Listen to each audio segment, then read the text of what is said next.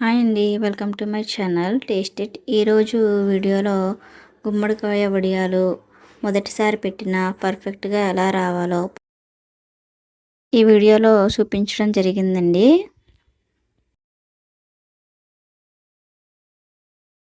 ముందుగా గుమ్మడికాయని శుభ్రంగా కడిగి కట్ చేసుకోవాలండి. వడియాలకు ఎప్పుడు ముదురు గుమ్మడికాయని తీసుకోవాలండి. ఇలా చిన్న చిన్న భాగాలుగా చేసుకోవాలి. గుమ్మడికాయని కట్ చేసేటప్పుడు కత్తిపీట ఎప్పుడు పదునుగా ఉండేలా చూసుకోవాలండి. గుమ్మడికాయ పైన తోలు చాలా మందంగా ఉంటుంది. కట్ చేసేటప్పుడు చాలా జాగ్రత్తగా కట్ చేసుకోవాలి.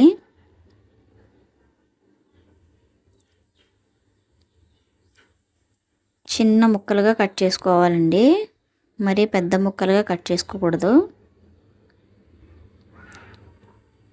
గుమ్మడికాయలో ఉండే పిక్కలు కూడా వేసుకోవాలండి. వేసుకోవడం వల్ల క్రంచీగా ఉంటుంది. ఈ విధంగా చిన్నగా తురుముకోవాలండి.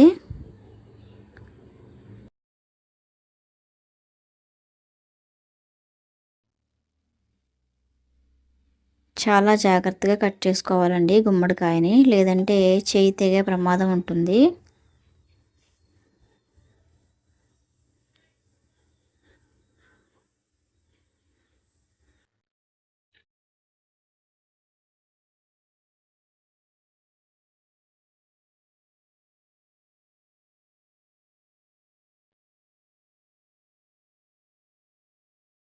ఈ విధంగా మొత్తం గుమ్మడికాయని కట్ చేసుకొని ఒకసారి మొత్తం ముక్కలన్నీ కలుపుకోవాలండి. ఇందులోనే 3 టేబుల్ స్పూన్ల కల్లుప్పు వేసుకోవాలి. కల్లుప్పు వేయడం వల్ల అందులో ఉన్న వాటరు మొత్తం పోతుందండి. టీ స్పూన్ పసుపు కూడా వేసుకొని కలుపుకోవాలి.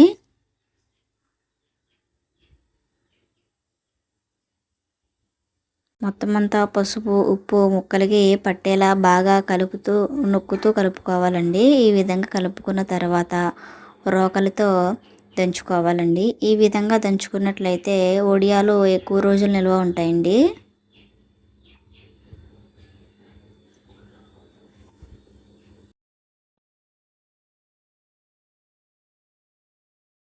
ఈ విధంగా మొత్తం సాల్ట్ పసుపు కలిపి దంచుకున్న తర్వాత ఈ ముక్కల్ని ఒక పలచని క్లాత్లో వేసుకోవాలండి.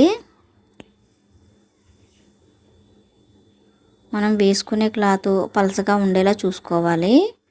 అందులోంచి మొత్తం వాటర్ అంతా బయటికి వచ్చేసేలా ఉండాలండి క్లాత్.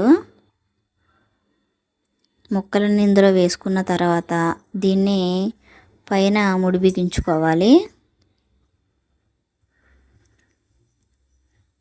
పక్కన పెట్టి నైట్ అంతా దీనిపైన బరువు పెట్టి ఉంచుకోవాలండి. మొత్తం వాటర్ అంతా పోవాలండి. గుమ్మడికాయ ముక్కల్లో వాటర్ అంతా దీని మీద బరువు పెట్టుకోవాలి. మనం తీసుకున్న కాయ 2 కేజీలు ఉందండి. దానికి మనం కేజీ మినపప్పు తీసుకొని నైట్ అంతా నానబెట్టుకోవాలి.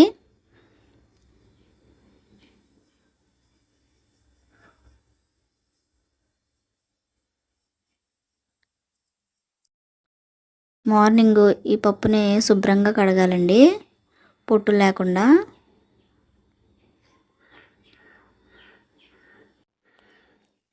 ఇప్పుడు ఇందులోకి 20 పండు మిర్చి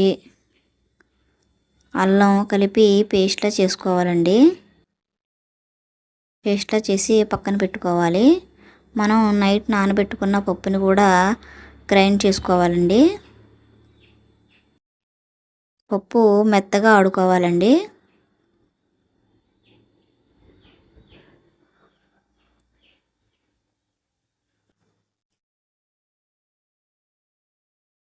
ఈ విధంగా మెత్తగా ఆడుకోవాలండి.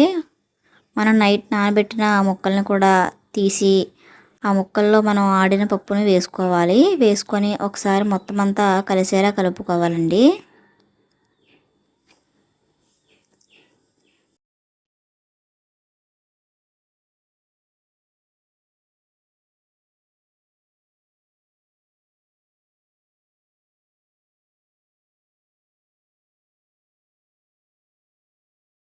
ఇందులోనే మనం ముందుగా ఆడిపెట్టుకున్న పచ్చిమిర్చి అల్లం పేస్ట్ను కూడా వేసి కలుపుకోవాలండి.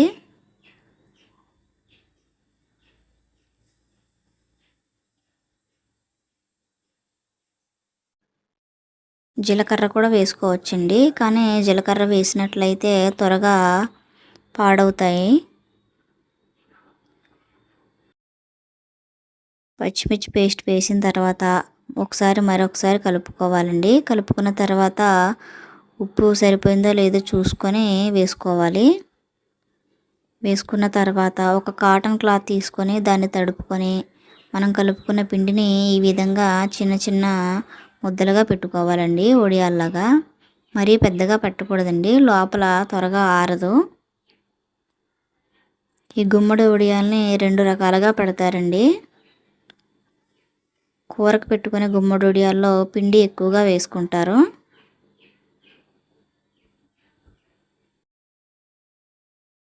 ఈ విధంగా పెట్టుకున్న తర్వాత ఎండలో 2 రోజులు ఆరనివ్వాలండి.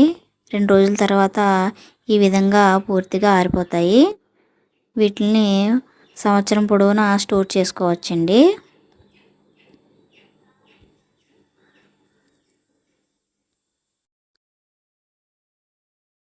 అంతేనండి.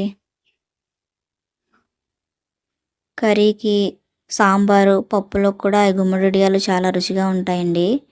మా వీడియోస్ కనుక మీకు నచ్చినట్లయితే మా ఛానల్ని సబ్స్క్రైబ్ చేసుకొని మీ లైక్ అండ్ షేర్ ద్వారా మాకు సపోర్ట్ అందించండి.